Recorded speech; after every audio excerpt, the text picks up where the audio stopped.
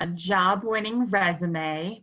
Of course, for folks who have, been applying to colleges or going to look at applying at colleges in the future, you also need a resume to apply for colleges, to apply for jobs. So definitely something everyone should have in their toolkit. We're going to tell you a little bit more about Year Up, look at some resumes that stand out, talk about power statements and ways to improve your resume. But before we do that, we have a tradition at Year Up where we love to start all of our meetings with warm-up questions or an energizer. So today our question is, what is the best job you have ever had? Could be paid, could be unpaid. Maybe it's the internship you had this summer and you're trying to make Maddie really happy by saying that. But would love to have maybe one or two people come off mute and share the best job they ever had. And folks, I love the chat feature of Zoom, so you can also feel free to type your answers in the chat box. Looks like folks know how to use that. And if you have any questions along the way, also feel free to type them in the chat or come off mute and shout them out. I can go first. Yeah. Best job I ever had was probably when I was working at the Institute of Quantitative Social Science as an intern, and we were doing research on candidates in the United States about voting and stuff, and I had to organize some data and do research and then do a presentation to my supervisor. Wow, that's awesome. Very cool. Can I get one more person share the best job you ever had? I can go. The best job I ever had was probably last summer. I worked with MPDC, Madison Park Development Corporation, and I just had a lot of fun. I was placed in an internship in an office, which was kind of boring because it was like my first real job, but I had met the best people there, and the job was really I just had a lot of freedom. I got to do a lot of different stuff that I didn't think I was going to be able to do, and I learned a lot. Very cool. Awesome. So we, of course, want to set you up for success to be able to choose, any job you want in the future, which is why you need to have a great resume. I see in the chat, Irene also said her favorite job was working in daycare, which led me to wanting to work with youth and also being a mom and teaching my kids about technology, and still do. Awesome. Very cool. Thank you for sharing. So you might be wondering, who are these people? Who are Emily and John, and what is Year Up? So before we dive into the nitty gritty of our resume workshop, John's going to share a little bit more about just what Year Up is. At the end of our presentation, I will share out an interest form. And so anyone who is interested in learning more about maybe how they could join Year Up can fill out one of those interest forms. And that way we would have your contact information and get in touch with you and tell you more about our program. But we'll do just a brief introduction here so that folks can get a sense of if it's something they might be interested in now. I know a lot of you are sophomores or juniors or rising seniors. Totally okay. We are looking, to enroll in young adults who are 18. And so maybe this is something you keep in mind, for the future, but definitely want you to be equipped with all the information. So I will pass it over to John to tell you a little bit more about the Year Up program. Thank you, Emily. So here at Year Up, what we do is we work with young adults between the ages of 18 and 24. But since the impact of COVID, we've actually, expanded some of our eligibility requirements. We're actually expanded to 18 to 26 for the fall and also the spring. So we're keeping our fingers crossed that we're going to be able to do that, as a regular thing, to be able to serve more young adults. And we're also able to serve young adults with bachelor's degree, which is something that's new for us.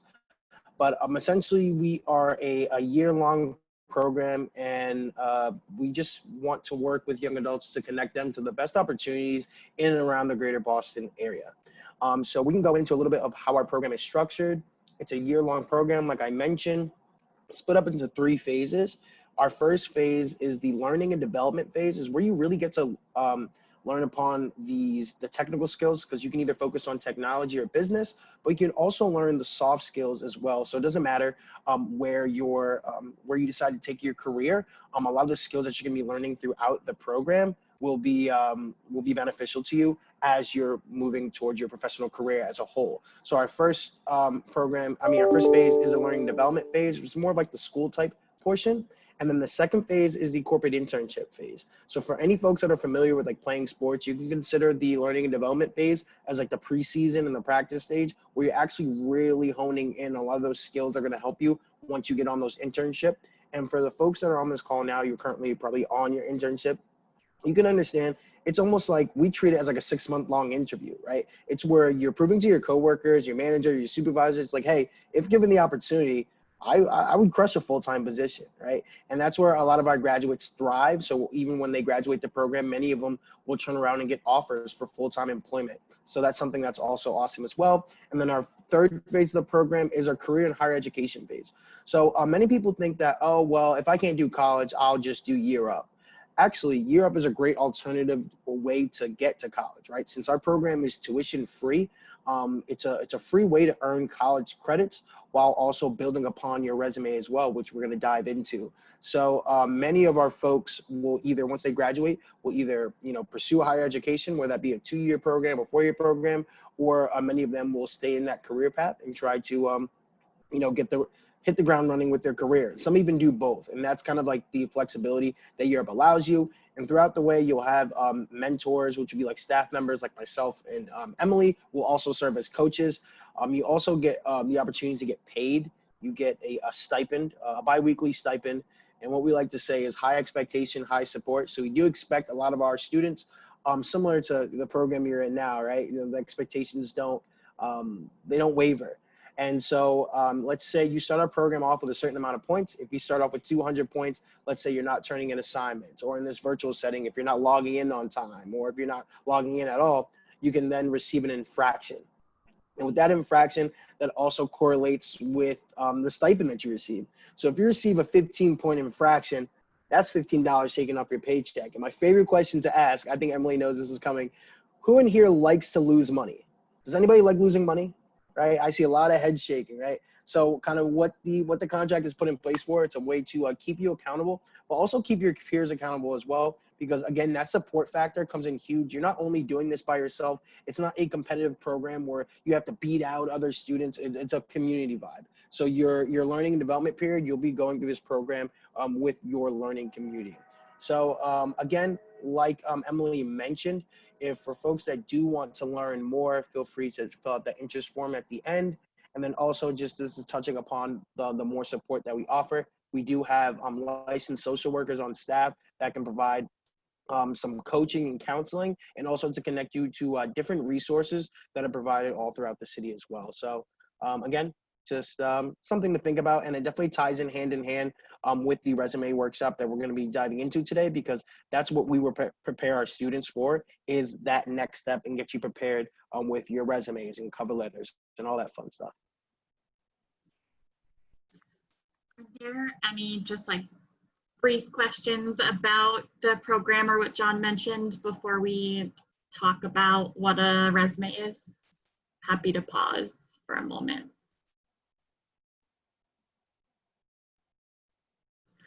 Cool. Well, if not, we will jump right into talking about what a resume is. So I'm sure everyone has seen a resume before. Many of you have started working on your resume.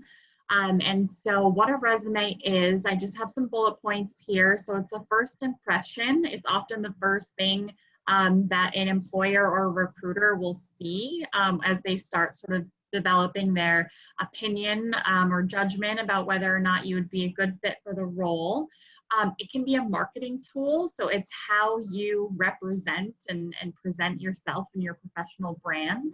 It's a reflection of your experiences and your skills, and you'll see I wrote but relevant, so make sure the skills and experiences that you're listing on your resume correlate to the job that you're applying for.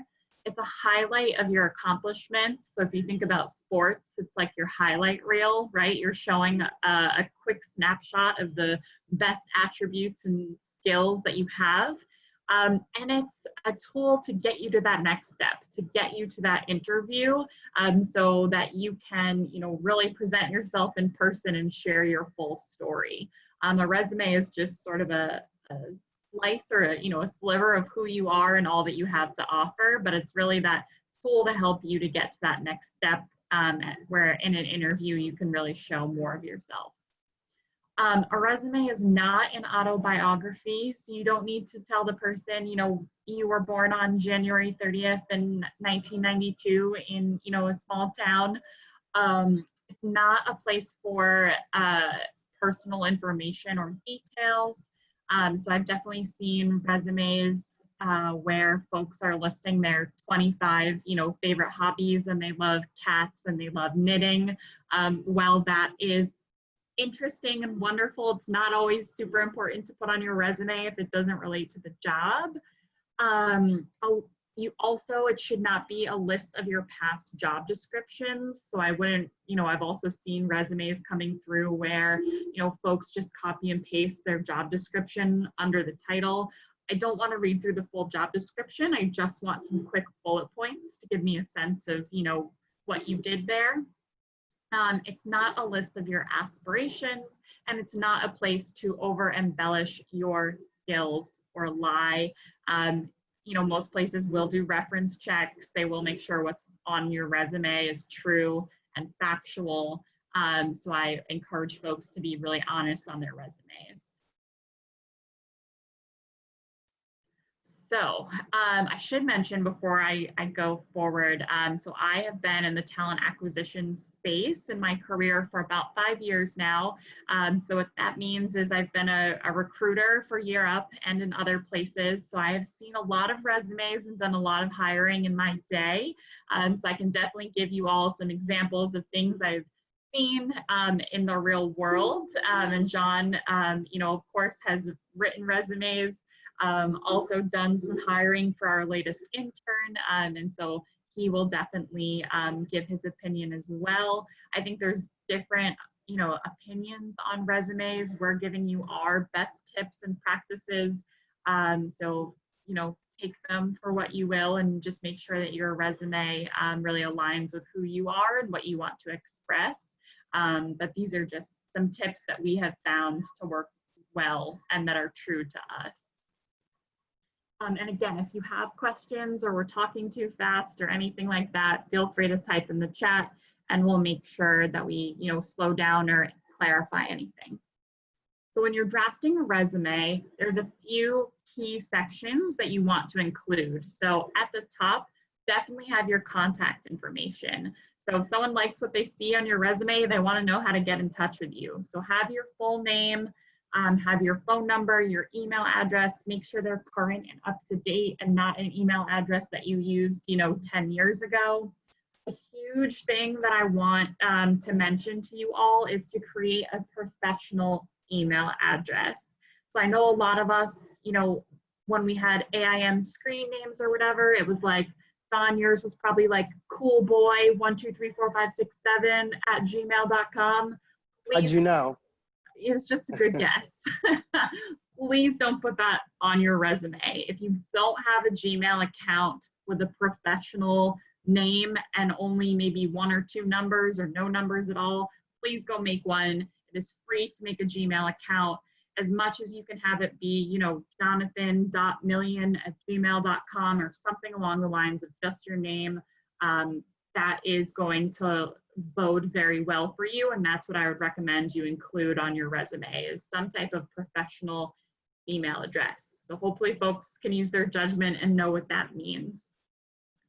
If you do have education information, so your high school, maybe you've completed a few years of college courses, definitely include that on your resume, as well as maybe any projects or awards that you want to highlight. And then of course, the biggest chunk of your resume will be your work experience. So you want to include the positions that you've held, the organizations that you worked at, the dates, locations, and then bullet points with your tasks. One thing to note that was definitely new to me when I first started resume writing is that it should be ordered in reverse chronological order. So what that means is your most recent job should be at the top, and then you work your way backwards. And each job should have about 3 to 5 strong bullet points for each position. So on the next slide that John's showing, I know these are a little bit small. I don't want you to worry about the text that's on them. What I really wanted to show you was high level, something that looks organized and clean. And so you shouldn't have 12 different colors on your resume. I think the example on the left is a really nice example of using color in a way that's clean and organized. It's a little pop of color, so the resume would probably stand out to me. As a recruiter for an open role, I might get 100 resumes. I'm not going to spend a lot of time them. There are certain things you can do to make your resume stand out. And this little pop of color up at the top would definitely kind of pique my interest. You can also see on both resumes, they're using, really clear font. It's not like a script. It's not difficult to read. It's not cursive. It's not bubble letters. It's probably Times New Roman or something simple that's easy on the eyes. The size of the font is easy to read, and you can see there's a mix of both bold text, italicized, and then regular fonts. So that's something to play with as well. So again, don't worry about the text here, but really just wanted folks to see sort of high level visually, like what a clean, organized resume could look like. And these are 2 good examples of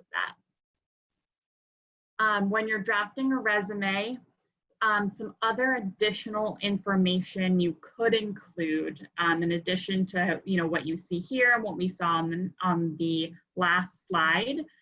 Some other things you could include would be any technical skills. So a lot of you mentioned you learned Photoshop over the summer. Definitely put that on your resume, especially if that's a criteria of a job you're applying for in the future. If you're volunteering at all, so say that you are, a big brother, big sister in that program, you could definitely include that on your resume. Any leadership experience, honors, awards, certificates, and your social media profiles. And what I mean by that is your LinkedIn account. So if you have a LinkedIn profile that again is going to showcase your professional skills and accomplishments, that's something to include on your resume, especially in 2020. As technology and social media is more and more prevalent, recruiters are going to want to look at your LinkedIn. I wouldn't recommend, putting your Instagram on here or anything like that. And as we're on the topic of social media, recruiters may look at your Instagram, they may look at your Facebook, so making sure that there aren't any pictures on there that don't, make sure your social media and your pictures reflect what you want employers to see. So I would, before you're applying to colleges, before you're applying to jobs, I would do a sort of a clean sweep of your social media accounts and make sure everything on there is appropriate. And one thing to add for folks that are not as familiar with LinkedIn, it's sort of a professional Facebook, if you will. It's a way to search for jobs and also to connect with other professionals around the world. So it's probably going to be one of the most important social media handles that you have in terms of blending that in with your personal and professional life. Definitely. Thanks, John. And then just to reiterate, when we're talking about resume style, again, somewhere between 10 and 12 for the font size so that people can read it. Old people like me that need glasses, we need some bigger font. Again, you can kind of play with, having your, maybe the organization you worked at is bold, maybe your title that you held is in italics. Don't get too crazy with it, but you can play around with either capitalized letters, bold, italicized to make it look clean. You can use bullet points when you are describing the different tasks and responsibilities that you had. Here also outlines some guidelines around margins, and, you know, again, adding that pop of color when appropriate. And of course, I will send this PowerPoint to Maddie afterwards, in case you all want to go back and look up this information. If you don't remember the font sizes or anything like that, this will get sent out to you, so I promise you'll have it on hand. So our next slide is a question. So would love to hear from a few folks.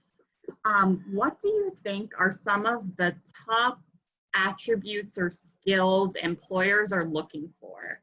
So when a recruiter is, you know, looking at a resume, just for most jobs, what are some of the things that you all think employers are looking for? And feel free, again, we'll take some people off mute. Level of education. Motivation, you said? No, level of education. Oh, level of education. Okay. Experience. What type of skills specifically? Soft skills, leadership. Ooh, that's a good one. How long a person has kept their previous job. Definitely. Yeah, definitely a combination of both technical and soft skills. Good answers. And one question I want to ask for the group, I hear soft skills a lot. What do you all mean by soft skills? If someone can elaborate, that'd be great. Ooh, adaptability. Nice.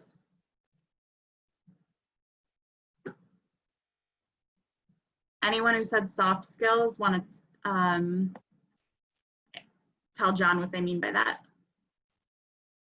Communication, leadership, time management. John, what does soft skills mean to you? Soft skills mean a lot of the things that are not in the job description, right? Mm-hmm. It's going to be how you are interacting over email, how you're interacting over in person, how are you presenting yourself, and what are some of the things that you're going to do to get you adapted into that work environment or workspace. Nice. Awesome. These are all really good answers. Alani said communication. So that's a big winner.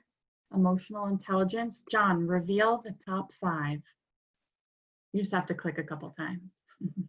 Problem solving skills, ability to work in a team, strong work ethic, analytical skills, and communication, which is what a lot of people said.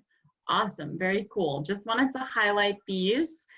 So definitely make sure that these are, you know, skills that you are including on your resume, as well as, you know, coming up with examples. A lot of times in interviews, you know, an interviewer might say, hey, John, tell me about a time when you worked really effectively with a team. So if you can start thinking of examples that will demonstrate how you've done those things really well, that would be a great way to start prepping for, you know, interview experience. Great. Awesome. And I also want to give a shout out to Alani, who said emotional intelligence. That's a very big one. Definitely. And Maddie said definitely all skills you've been practicing during your internships. So sounds like everyone's already on the right path. Here's something that I think a lot of people don't know or they don't do that I want to give you an insight into. So one thing that I think a lot of people don't do, but they should, is tailoring your resume for the job that you're applying for. So I have a lot of friends that come to me and they say, hey, can you look at my resume? I want to get your opinion on it. And I'm like, okay, is it your resume for a specific job? And they're like, well, no, I just have one resume. And so I think what will set you up for success, you can still have that one resume that lists all your skills and experiences. But what you want to do is take that master resume and you want to tailor it to the job that you're applying for. So you should have different versions of your resume as you start to apply to more jobs. So what you want to do to tailor your resume for this specific job is go to the company's website. Look at the company job description. You want to look at the key words that they're using on their website. So for example, if I think about Year Up, John, what are some of our core values? Like build trust and be honest, work hard and have fun. What other things do we hear at Year Up? Well, you took the ones that I was going to say. I believe like show respect and give respect. That's not one of our core values, but it's something along the lines of respect. High expectations, high support. Closing the opportunity divide is Year Up's mission. So it's keywords like that that I would look at and see in the job description and see on the website. And I would take those and find ways to put those words into my resume and sort of tailor, what I've done and what I've learned into something that will match really well and best show the recruiter how I'm the best fit for their job. So you'll see here in the example, your resume could say you trained new hires. However, you might look at the job description or the company website and see that, one of the things they're looking for is teamwork and collaboration. So you could change trained new hires on your resume to say, collaborated with a team of 3 to develop and implement a training session for new team members.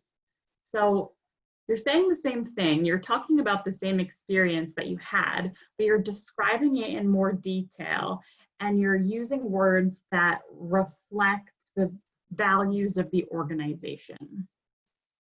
So that's one tip I have, is to tailor your resume, do your research on the job description and on the company website. The other thing I would recommend that I don't think enough people do is asking others to proofread and asking one another for feedback. And so asking your friend to read your resume, maybe the example here says, without telling them what type of job you're applying for, and ask them to guess. So I would give my resume to John and I would say, what type of job do you think I'm applying for? And if I have the right skills and experiences highlighted on my resume, he should know. He should be able to figure it out based on, what's on my resume, kind of what job I'm looking to apply for. But even without doing that, even without saying, John, what stood out to you or what type of position do you think I'm looking for, any feedback or fresh perspective, or if you have a friend maybe who's really great at editing and grammar, definitely asking and getting another set of eyes on your resume is always a good idea. So to sum up, I have just a list of do's and don'ts here when we're talking about resume tips. So for do's, I said have multiple versions, keep it to 1 page, use the correct verb tenses, use action verbs when starting bullet points, quantify when possible. So instead of saying I trained new hires, say I trained 3 new hires or 6 new hires, always using numbers when you can. Show versus tell and proofread. And for don'ts, don't include personal information, don't use flashy, hard to read font, don't abbreviate. So for us, we abbreviate Year Up as, capital Y, capital U often. I would not do that on my resume because not everyone knows what that means. Don't use personal pronouns, don't copy or be dishonest, and don't include references available upon request. That goes without saying. So I recommend not including that. I think it takes up space if you only have 1 page. So we wouldn't put anything for that point then? We wouldn't put anything? About your references? I think you can have a whole separate page or a whole separate document that has your references on it. Yeah. Okay. Where is awesome. Because, And then yeah, I would say because not all employers may ask you for references, but it's also good to just keep a list of references on hand. So employers, when they do ask, you can already know those 3 or 4 people that you're gonna give their information to. Yeah, and like Maddie said in the chat, generally applications have like a separate section where you can input those. So I wouldn't put them on your resume and take up space on your resume if the information is also going to be somewhere else. And just before we move on from the idea of just because you guys are all about to finish or wrap up your summer internship and might be looking towards me, Amanda, Letitia, Irene, Carrie, and Fu to be references for yourself, I just want to give you guys a gentle reminder. You should always reach out in a professional manner before putting someone down as a reference. Don't blindside anyone. Reach out via email is the best method to politely ask them to be your reference, but I know I definitely accept those text messages. I definitely want you guys to ask before you put us down so we don't get surprise calls. Definitely. And to build off that, if you're able to say, hey, Maddie, this is the job I applied for and this is why I want it, and this is why I think I'd be a great fit, Maddie's going to be able to speak about you so much better to the person calling, asking for the reference, than if she has no idea. Some of the questions we ask, you know, as the person checking references is like, why do you think this person would be a good fit? And if Maddie's blindsided, she's going to be like, I don't know, what job did they apply for again? And then it's going to look like you guys aren't even close and you don't even talk, and why is she your reference? So believe me, the process will be so much smoother and more effective, like she said, if you can give that heads up in advance. Perfect. We have another pop quiz. Would love for folks in the chat to type A, B, C. After this page, after this packet. Sorry, was there a question? Maybe not. How long does a hiring manager spend looking at an average resume? Oh my goodness, the answers are all over the place. John, reveal the truth. 7 seconds. Isn't that wild? A hiring manager on average is only going to look at your resume for 7 seconds. And so you want to make sure that what they're seeing at the top of the page, what they're seeing, your eyes generally, when you look at a page, they're going to go to the top and they're going to go to the top left because we read from left to right.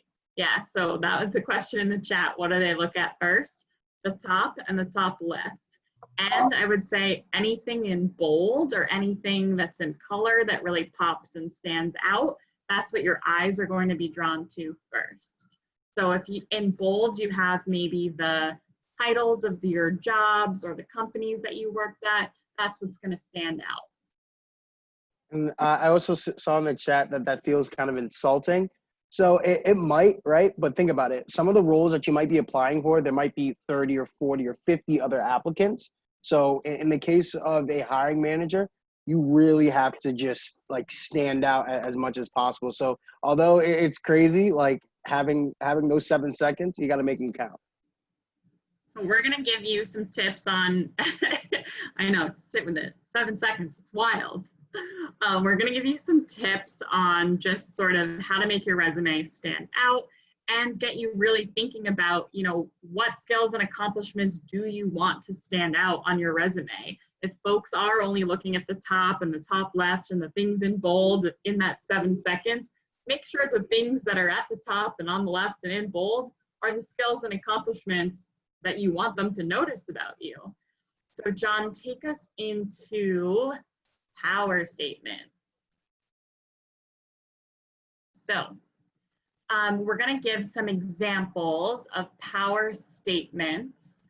We're going to look at some examples of job experience that students had prior to starting the Year Up program. And so you'll notice that we changed from a simple description of the duties into a more well-defined power statement. And there's sort of a formula for that. And so you'll see an action verb, a quantity, a frequency, a task, a project, and a result. So I know that might sound confusing. So We're going to give some examples, and then there's a slide that has kind of like a worksheet that you can fill this out. So again, when we give this to Maddie, and Maddie, you email it out to everyone, folks will have this slide with the worksheet on it, and you can sort of practice coming up with your own power statements that you might want to include on your resume. Awesome. So we will go into an example. Let's see, John, do you want to pick one to read? Either receptionist, retail associate, or waiter, waitress. I'll do the retail associate. So the first draft would be, I worked at the register. Something that you could put besides that is I collected over $1,000 daily while maintaining a perfect cash drawer. You can say upsold car services to customers. Another way you can put that is sold optional services, vehicle upgrades, and other products persuasively and professionally, resulting in over $6,000 in unplanned income monthly for the company. And then you could say sold lots of clothes every day. Another way to put that is process on average 1,000 articles of clothing each day to maintain inventory current. So it's just about kind of you're not telling the truth. You're almost over explaining about what you're doing to really get to the nitty gritty, because again, it sounds a lot better than sold a lot of clothes every day. So for any folks that have that on their resume, chances are they're probably still looking for a job as we speak, right? So you want to make sure that you're really diving into what exactly that you did, because the better story that you can tell, the more compelling it is. Someone on the chat, this feels like stretching sentences to meet character requirements on tests. Yeah, like maybe your teacher told you you need like a 300-word essay, so you're really using a lot of adjectives. And in a way, that's kind of what it is. But we promise these power statements will stand out. They'll definitely resonate more with recruiters, and they'll give them a better sense of the experiences that you've had and to what extent. So, you know, I sold a lot of clothes. The word a lot is not specific. I don't know what that means. Do you think a lot is, you know, $5? Do you think a lot is $1,000 of clothing? And so when you're able to quantify, it's much more specific, and we'll be able to know, you know, sort of your skill level a lot more clearly. Exactly. And you're communicating about yourself and your work much more professionally, and that professional tone that you're using is an important skill set. So this slide, like I said, will be sent out to you. You can practice, you know, the formula yourself. So there's an example of the power statement, and then it breaks down to the action verb, the quantity. So resolved over 20 help desk tickets, frequency daily, software hardware system, using remedy. So again, if you have used Photoshop, like you said, you'll want to include that. And then the result, resulting in high customer satisfaction. Awesome. So hopefully you all can spend some time practicing that later on. And then I think we're moving into just one of our last slides about how to improve your resume. So we've gone over sort of the structure, the types of font, the things you want to include. So if you haven't started writing your resume, hopefully we gave you some skills and tools to be able to start writing it. If you have a resume on paper and you're feeling pretty good about it and you just want to improve, this slide is definitely something that you can think about. So I'll voice over kind of what we mean by these little catchphrases. And then we'll probably wrap up. I know John has to hop in about 6 minutes, so he will leave us, but then I can stay on the line and answer, you know, any questions folks have. So to improve your resume, you want to write for the future and not the past. So again, like we said, a resume is a marketing document, not a historical record. So you want to make sure your current career goals always determine which parts of your story that you're highlighting and which part to minimize. So if you have a really, really long career history, as you might get as you move forward in your career, Some of my jobs on my resume from 10 years ago may only have one bullet point under it, but my most recent job probably has 5 or 6 because that's the career path and track that I'm on. So always think about your future when you're thinking about what parts of your resume to highlight and maybe which points on your resume have less bullet points and details. We talked again about the integrating critical words. So nearly every company and recruiter uses keywords to identify qualified candidates. And so we talked about those top skills that recruiters are looking for. So we talked about communication, problem solving, making sure that you're able to come up with examples of how you have demonstrated those, as well as doing your research on the company and on the job description, so you're able to make your resume reflect those in the most positive way. Showcasing your wow. So again, like we talked about in that 7 seconds, what are the top things you want employers to know to prove that you're an impressive candidate? So make your wow pop off the page. So either have that headline, have it in bold, have it at the top, and lead with really powerful wow statements. So if you're writing out the bullet points for a job, make sure your wow statement is that first bullet point, because that might be the only one that the recruiter reads. And so an example is saying that if you have like a really great accomplishment you're particularly proud of. So one of the things that John and I have been working on is increasing Europe's social media followers. So maybe we've increased web traffic by 200%. That's a wow factor. That's a great accomplishment. I might list that first under my role and then list other bullet points. Let's see, moving on to writing lean and mean. And so as we said, resumes should really be only 1 page. And so you don't need to write, a whole paragraph. Like we said, don't copy and paste the whole job description. Use your bullet points. Showcase just the things you're most proud of, the things most relevant to the job that you're applying for, and try to eliminate any filler words or phrases. So a lot of people on their resume use terms like responsible for or duties include. Those are things you can really tighten up and use that power statement formula that we talked about to write lean and mean. Let's see, the last 2 here, improve your resume's skimmability. So like we said, in that 7 seconds as a recruiter skims your page, make sure that you are using your bullet points, make sure the spacing looks nice so that someone can read your resume quickly, use the bold letters, use some things italicized, use a pop of color. That will definitely all help the skimmability of that 7 seconds. And then last, just making your contact information pop. So again, if you can use a pop of color, if you can use a table, if you can get those little icons, so next to your phone number, there's a little telephone icon you might see, and just make sure the design matches your industry and your field. So I see a lot of marketing or graphic design resumes. Those are going to be a little flashier, have a little more color to them.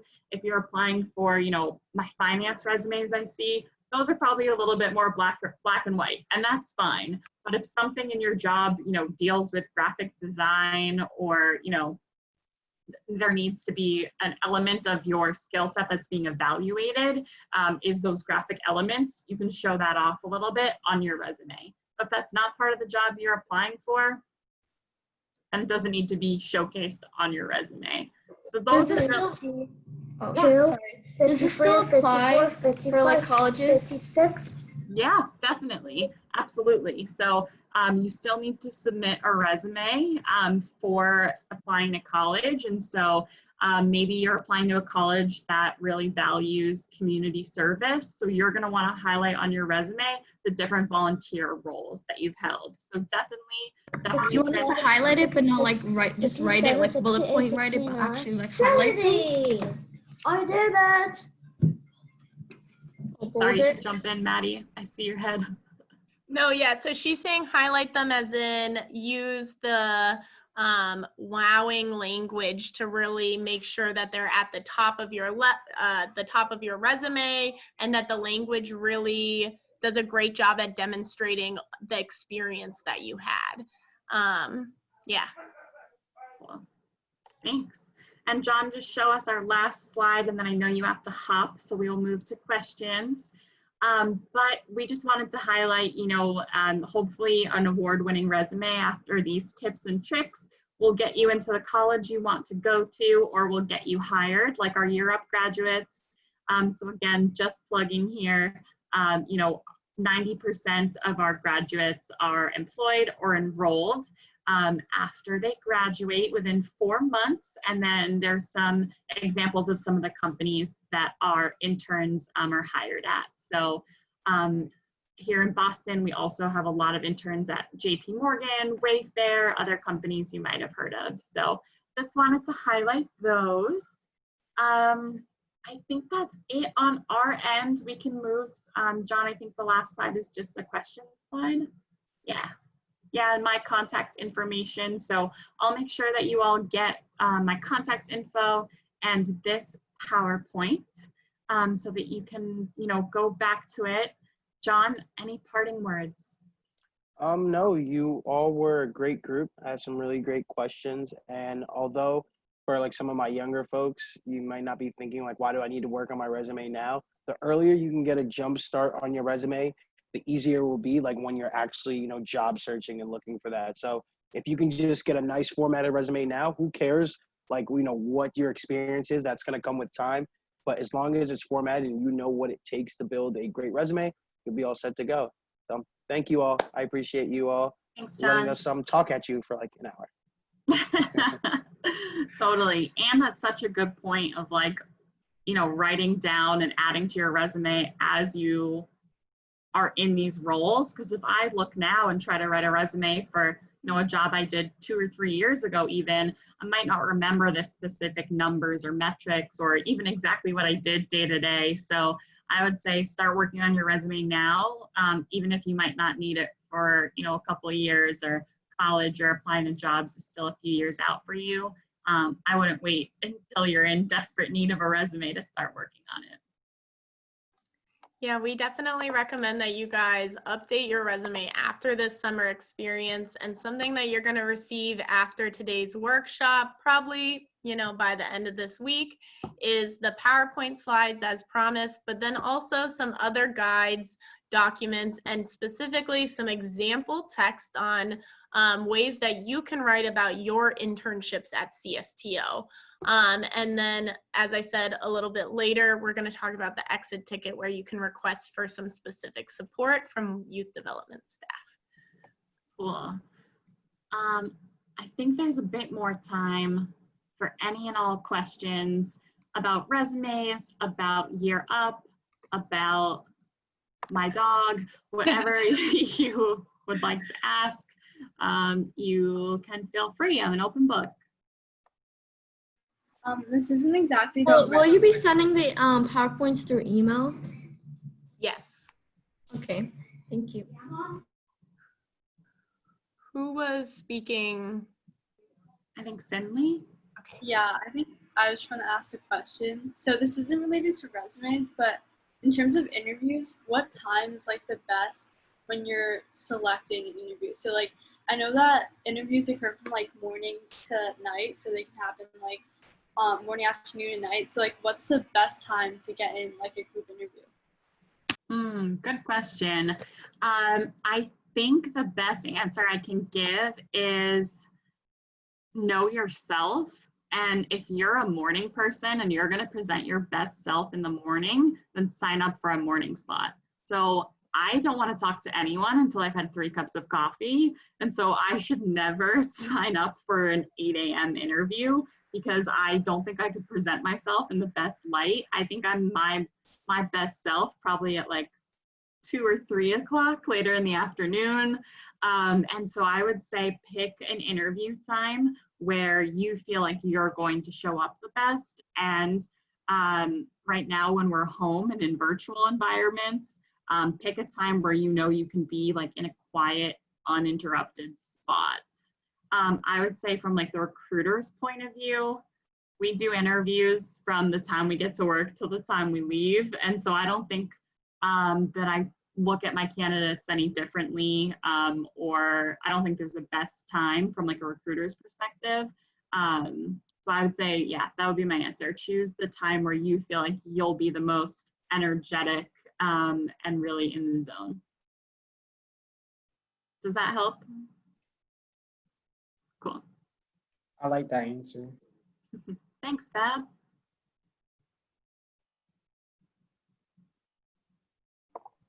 Do we have any other questions about interviewing or building your best resume?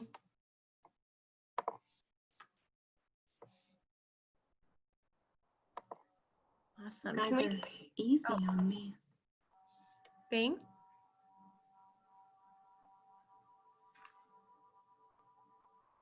Oh. I was just gonna ask on a show of hands, how many people feel like they either learned something new about resume writing or maybe got a little bit of a different perspective on what they should be adding to their resume today? Awesome. Awesome, thank you guys. So does anyone else have any last questions? Yeah, Lena? Oh, okay. Awesome. Well, I'm just going to put a link in the chat. If you click on that, it's a link to our interest form. So again, if you are interested in learning more, it's certainly not a commitment of any type by filling out this form. It's just letting us know that you may be interested in getting more information in the future, whether that's whether you might be interested in 6 months or 3 years. Feel free to fill out the form if you would like some more information, and we can certainly get that to you. But otherwise, thank you so much for having me, and have a great rest of your day. Awesome. Thank you so much, Emily. Thank you. Guys, bye. Thank you. Thank you so much.